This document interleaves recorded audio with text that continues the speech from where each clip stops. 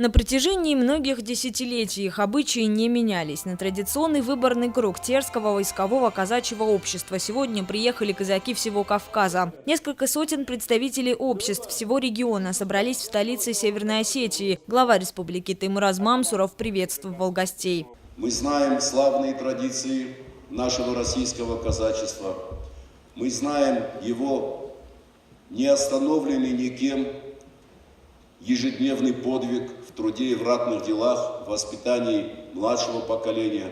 В первых рядах борцов за сохранение всего лучшего всегда было, есть и, я уверен, будет казачество.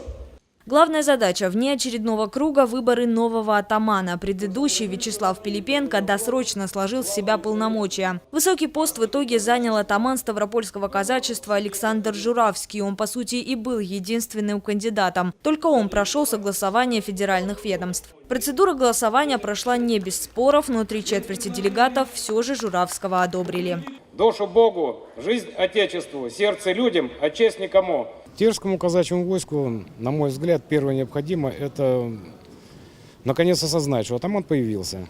Атаман, который будет работать вместе с ними, который будет ездить по республикам, решать какие-то проблемы с главами администрации республик, с казаками, чтобы на казаков обращали самое пристальное внимание, в хорошем смысле этого слова. По словам избранного атамана, сейчас необходимо работать над законодательной базой в области развития казачества. Она активно ведется в Северной Осетии и в Ставропольском крае. В других регионах необходимо наращивать. Кроме того, планируется создание казачьих культурных центров. Какие шаги бы не предпринимались, главное – сохранить казачью идентичность. Яна Гайгиева, Заур Цеов, Осетия ТВ.